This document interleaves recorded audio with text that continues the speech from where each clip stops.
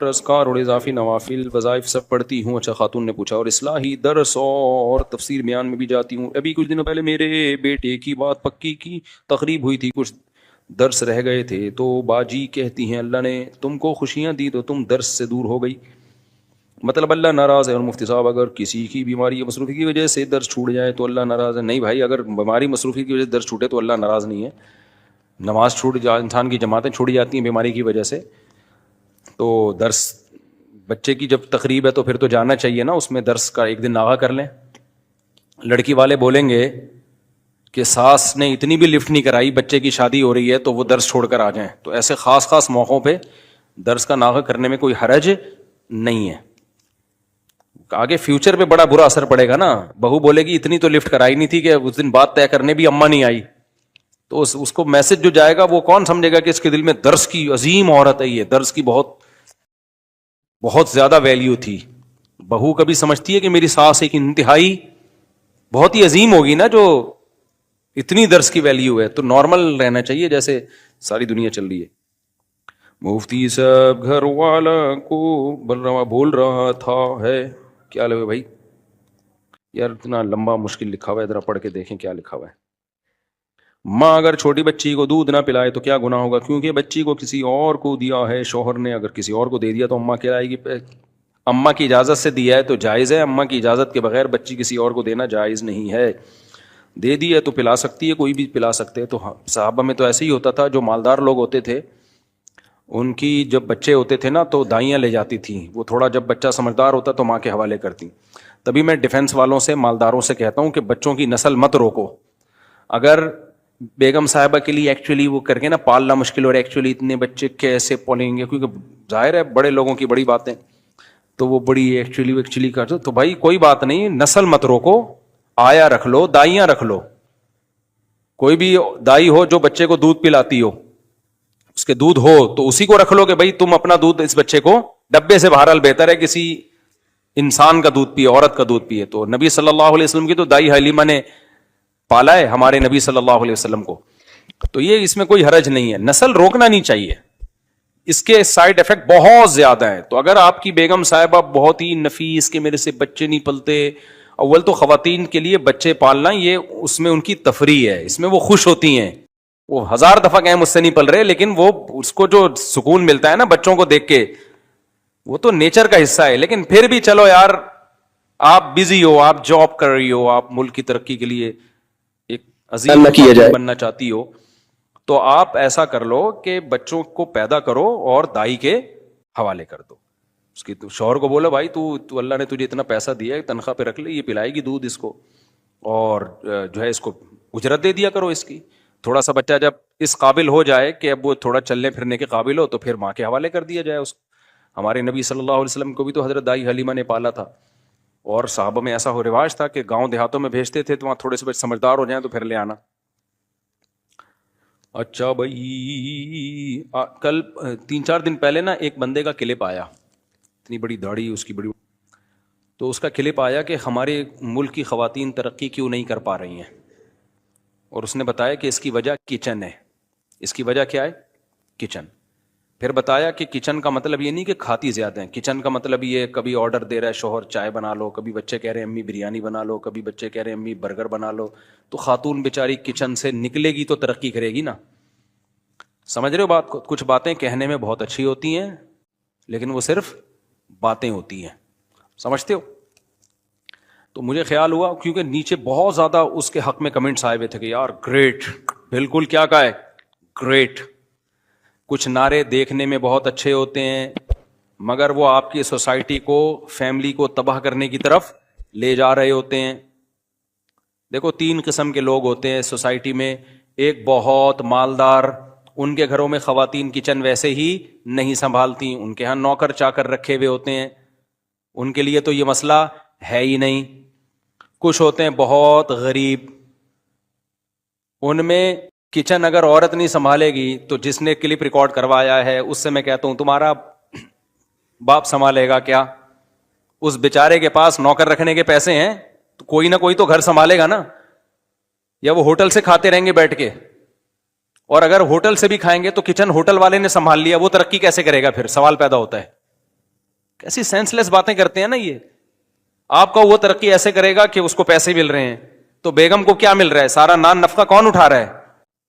شوہر اٹھا رہا ہے نا سارا نان نفقہ اس کا, تو اس کو بھی تو فائدے مل رہے ہیں, شوہر کی محبت مل رہی ہے, بچوں کی محبت مل رہی ہے, اور سارا نان نفقہ کون اٹھا رہا ہے؟ شوہر اٹھا رہا ہے. تو ہوٹل پہ ڈال دیا. تو دوسری بات یہ کہ وہ ظاہر ہے نہیں کر سکتا ہے نا, وہ تو ملازم کیسے رکھے گا؟ تو کوئی نہ کوئی تو گھر کا کچن سنبھالے گا. اور ہمارے نبی صلی اللہ علیہ وسلم کی بیٹی حضرت فاطمہ رضی اللہ تعالی عنہا سے کون افضل ہو سکتا ہے؟ ہمارے نبی نے کاموں کو جب تقسیم کیا تو حضرت علی کے ذمہ باہر کے کام لگائے, اور گھر کا کچن کس کے ذمہ لگایا؟ سیدہ فاطمہ رضی اللہ تعالی عنہا کے ذمہ. تو وہاں تو نبی نہیں کہا کہ تم ترقی نہیں کر سکو گی اگر تم گھر سنبھالو گی. ان کو تو گھر کے کام کی وجہ سے ہاتھوں میں نشان پڑ گئے تھے.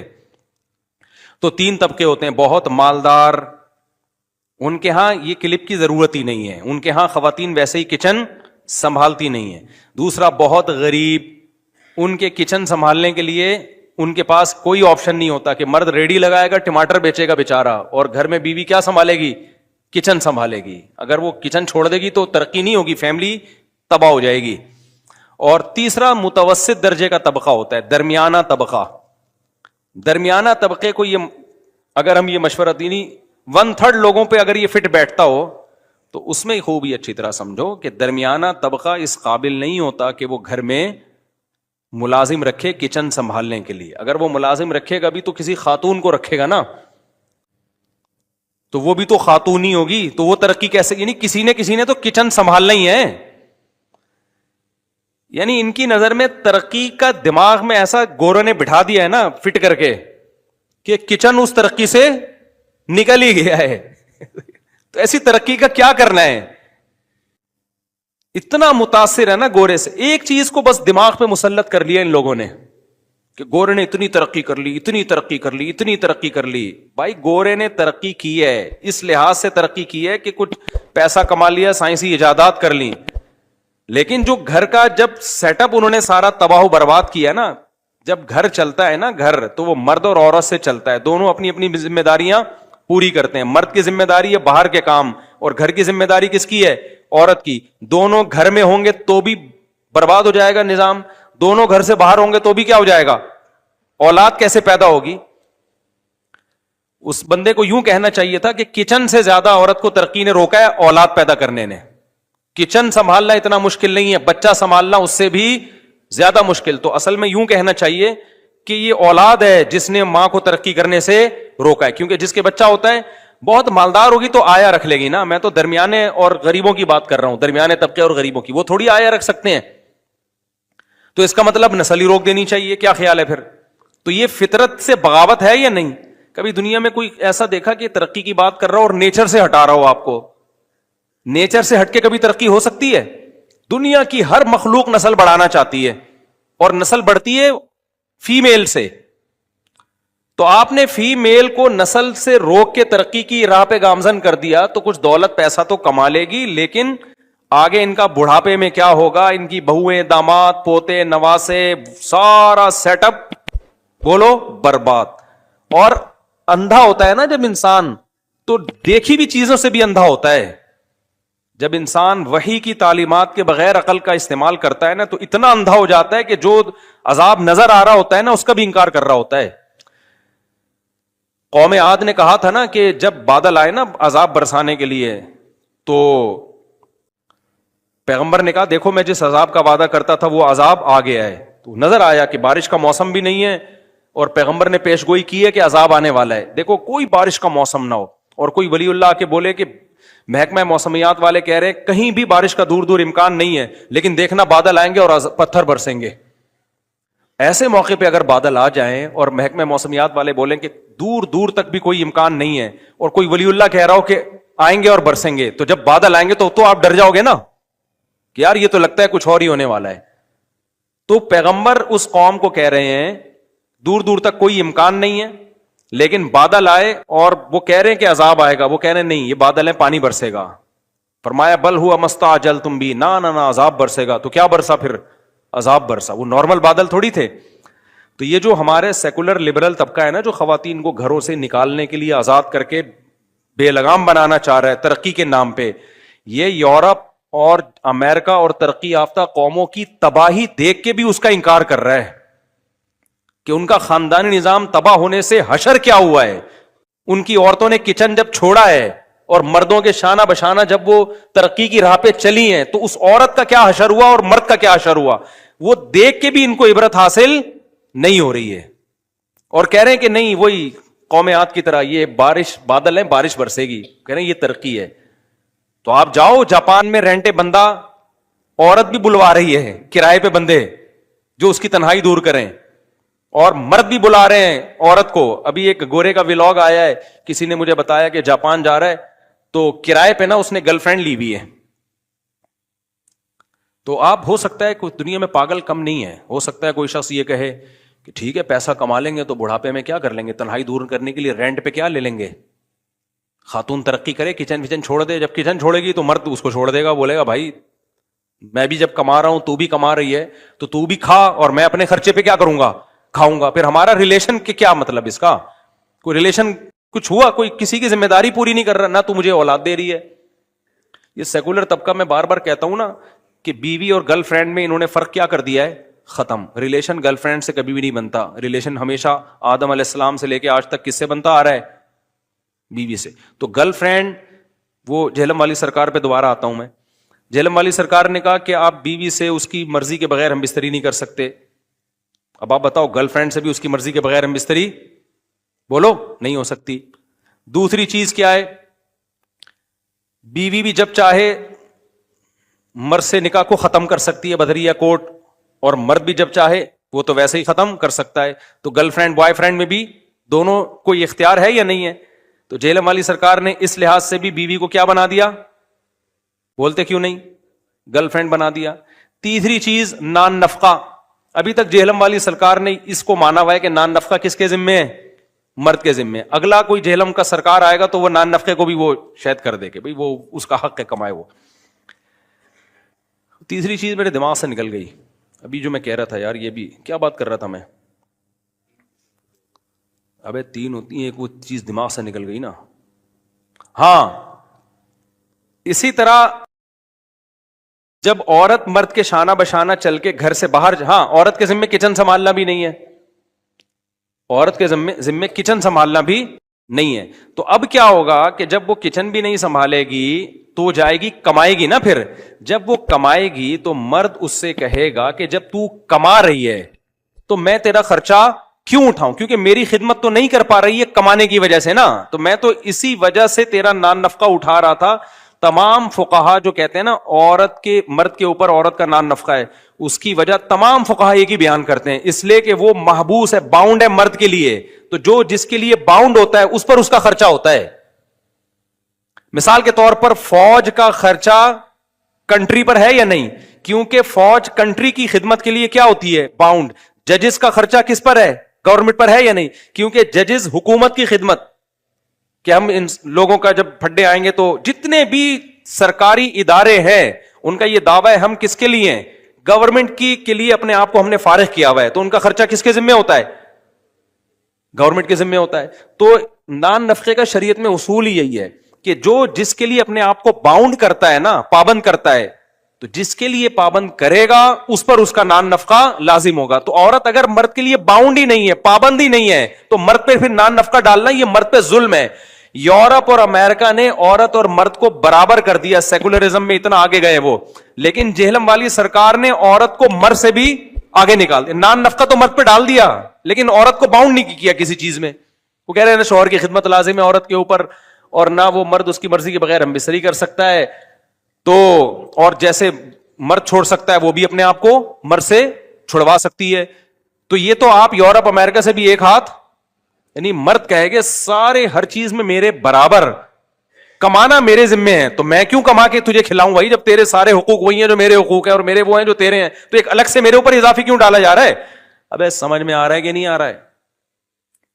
تو یار اتنا آگے تو یورپ امریکہ بھی نہیں گیا. ہاں ایک چوتھی چیز جو میرے ذہن سے نکل گئی تھی, گرل فرینڈ میں بھی اس کی مرضی کے بغیر بچہ پیدا نہیں ہو سکتا. تو یہ جو سیکولر لوگ ہیں نا یہ کہہ رہے ہیں عورت کی بیوی کی مرضی کے بغیر آپ بچہ پیدا نہیں کر سکتے, جبکہ اسلام میں بالکل الٹ ہے.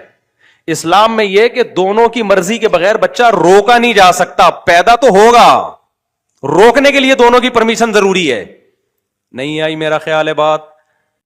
مثال کے طور پر شوہر چاہ رہا ہے اولاد ہو، بیوی چاہ رہی ہے نہیں ہو، تو اسلام کس کی بات مانے گا؟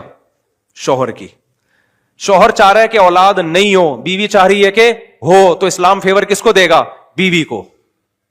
نہیں آئی بات. کیونکہ اسلام دین فطرت ہے. اسلام کہتا ہے مرد اور عورت کا جو ملاپ نیچر نے رکھا ہے وہ نسل روکنے کے لیے نہیں رکھا، نسل پیدا کرنے کے لیے رکھا ہے. تو سیکولر لوگ نیچر کے خلاف جاتے ہیں، وہ کہتے ہیں بیوی کی مرضی کے بغیر آپ بچہ نہیں پیدا کر سکتے، جبکہ اسلام کہہ رہا ہے کہ روکا نہیں جا سکتا مرضی کے بغیر. نہیں یہی بات میرا خیال ہے. تو وہی ساری باتیں جو گرل فرینڈ کی، اب میں وہ 4 پوائنٹ دوبارہ سے بتا دوں. پہلا پوائنٹ سیکولر لوگ بولتے ہیں اور جہلم والی سرکار بھی بولتی ہے کہ آپ بیگم سے اس کی مرضی کے بغیر اس سے فزیکل ریلیشن قائم نہیں کر سکتے، تو گرل فرینڈ سے بھی آپ قائم بولو نہیں کر سکتے. وہ آپ کی خدمت پہ مجبور نہیں ہے، تو گرل فرینڈ بھی آپ کی خدمت پہ مجبور نہیں ہے. کیا خیال ہے؟ بیوی شوہر جب جیسے بریک اپ کر سکتا ہے تو بیوی بھی بریک اپ کر سکتی ہے، تو بوائے فرینڈ بھی بریک اپ کر سکتا ہے، گرل فرینڈ بھی بریک اپ. یہ تینوں چیزوں میں گرل فرینڈ بوائے فرینڈ برابر ہو گئے کہ نہیں ہو گئے؟ چوتھی چیز جو جہلم والی سرکار نے نہیں کہی لیکن سیکولر لوگ کہتے ہیں، اور ہو سکتا ہے جہلم والی سرکار بھی کہہ دے، چوتھی چیز یہ ہے کہ گرل فرینڈ سے بچہ پیدا اس کی مرضی کے بغیر نہیں ہو سکتا. تو سیکولر لوگ بولتے ہیں کہ بیوی کی مرضی کے بغیر بھی آپ بچہ پیدا بولو نہیں کر سکتے. کیا خیال ہے؟ تو اس میں بھی بیوی اور گرل فرینڈ میں کوئی فرق نہیں رہا. پانچویں چیز سیکولر لوگ بولتے ہیں کہ عورت بھی کمائے گی، ظاہر ہے جب کمائے گی تو مرد پہ اس کا نان نفقہ نہیں ہوگا، تو گرل فرینڈ بھی خود کما رہی ہوتی ہے، مرد بوائے فرینڈ پر ہوتا ہے گرل فرینڈ کا خرچہ. تو اس تکلف کی اور نادرا وادرا اور نکاح نامے کی ضرورت نہیں. اور جہلم والی سرکار نے سیکولر لوگوں سے ایک اسٹیپ آگے جا کے کہا ہے کہ نہ عورت پہ میرے بھائی خدمت ہے، نہ آپ اس سے فزیکل ریلیشن قائم کر سکتے ہو اس کی مرضی کے بعد. شوہر جیسے بریک اپ کر سکتا ہے وہ بھی بریک اپ کر سکتا ہے، لیکن شوہر پر اس کا نان نفقہ واجب ہے. تو یار آپ نے یورپ امریکہ کا ریکارڈ بولو توڑ دیا. جہلم والی سرکار کے لطیفے آپ کو میرا خیال ہے نہیں سمجھ میں آ رہا، یا آپ اتنا الجھ گئے ہیں گرل فرینڈ اور بیوی اور جہلم والی، آپ کی کھچڑی پک گئی ہے، آپ کو کنفیوز ہو گئے ہیں آپ. اچھا خیر، تو اسلام پہ چلو، یہ دین فطرت ہے.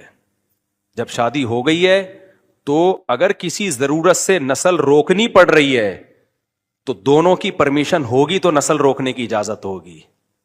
ہاں کوئی عذر ہو شرعی تو ایک الگ بات ہے. عورت میں ڈاکٹر کہہ رہا ہے اس میں مر جائے گی بھائی، اس کی صحت ہی نہیں ہے، وہ تو ایک الگ بات ہے. نارمل حالات کی میں بات کر رہا ہوں. تو نسل روکنے کی نہ عورت کو اجازت ہے شوہر کی مرضی کے بغیر، نہ شوہر کو اجازت ہے بیوی کی مرضی کے بغیر. کیونکہ شادی ہوئی ہے تو یہ نسل کے لیے ہوئی ہے اور اس کا کوئی مقصد نہیں ہے، بڑا مقصد ہی یہی ہے. تبھی تو محدثین باب باندھتے ہیں، باب العلت التی نہی من اجلھا التبتل. اسلام میں وداؤٹ میرج زندگی کو پسند نہیں کیا گیا. اس طرح کی جتنی حدیثیں ہیں نا جس میں نکاح نہ کرنے والے کو ملامت کی گئی ہے، ان تمام حدیثوں کی علت میں محدثین باب باندھتے ہیں کہ اس وجہ سے منع کیا گیا ہے نکاح سے بچنے سے، کیونکہ اس سے نسل کم ہوتی ہے، جبکہ اللہ یہ چاہتے ہیں کہ نسل بڑھے. تو نکاح سے جو ہمیں نکاح کی ترغیب دی گئی ہے نا، وہ دی ہی اس لیے گئی ہے کہ نسل پیدا ہو ہماری. سمجھتے ہو کہ نہیں سمجھتے؟ تو اس لیے میرے بھائی کیا بات چل رہی تھی؟ ہاں اس کو کچن میں پاگلوں کی طرح وہ آج کل جیسے بنایا ہوا ہوتا ہے، دیوروں کے لیے الگ پراٹھے بن رہے ہیں، پھر صبح شام چائے، اور جو بعض گھروں میں جوائنٹ فیملی میں عورتوں پہ ظلم ہوتا ہے، اس ظلم کے کوئی بھی قائل نہیں ہے. وہ تو غلط ہے، ایک حد تک ہی ہے نا. میں نے بتایا تھا نا، ایک آدمی نے مجھے بتایا میری وائف جو ہے ابا کے لیے پھوروا پراٹھا دوپہر روٹی بنائے گی، پھر اماں کے لیے بنائے گی، پھر میرے 3 دیور بھائی ہیں دیور ہیں ان کے لیے بنائے گی، پھر ملازموں کے لیے، دکان پہ ملازم ہیں ان کے لیے 18 روٹیاں ٹوٹل ایک ٹائم پہ بنا رہی ہے وہ. یہ زیادتی ہے بھائی. وہ ملازموں کے لیے بھی بہو سے کھانے پکوا رہے ہو اور دیوروں کے لیے بھی اتنا نہیں. ہاں جوائنٹ فیملی میں ایسا ہوتا ہے کہ اگر وائف نے سب دیور کے لیے ایک ٹائم کا پکا دیا تو پھر رات کا کوئی دوسری بیوی پکا لیتی ہے، یہ ریلیکس ہو جاتی ہے. تو اس طرح جوڑ توڑ کر کے چل رہا ہو تو ٹھیک ہے، ورنہ ایک عورت پہ اتنے لوگوں کی ذمہ داریاں ڈال دینا یہ بہرحال ظلم ہے. سمجھتے ہو گے نہیں سمجھتے ہو؟ کسی نے ایک آدمی نیچے کمنٹ کیے ہوئے تھے، وہ جو میں نے بتایا نا، اس نے کہا تھا کہ عورت اگر کچن سنبھالے گی تو ترقی نہیں کرے گی. تو اس نے کہا بھائی تو کون سی ترقی چاہ رہا ہے، کیا کریں اب، کیا کریں اب. تو ہم نے گھروں کی زندگی کو بھی چلانا ہے. سمجھتے ہو ہاں اللہ نے پیسہ زیادہ دیا ہے نا، آپ نے پیسہ کما لیا ہے، تو پھر اپنی بیگم کو آپ اس سے آزاد کر دو بھائی. بیگم تم ایکچولی پھر جو ہے نا وہ جو بھی آپ ایکچولی کے بعد لگا دو، اور گھر میں کام کاج کے لیے کیا رکھو، ملازم رکھو. تو بڑے گھروں میں ہم نے دیکھا ہے، بڑے بڑے علماء جو بہت اللہ نے ان کو پیسہ دیا، ان کے گھروں میں ہم نے دیکھا ہے ان کے گھر میں عورتیں کام نہیں کرتی.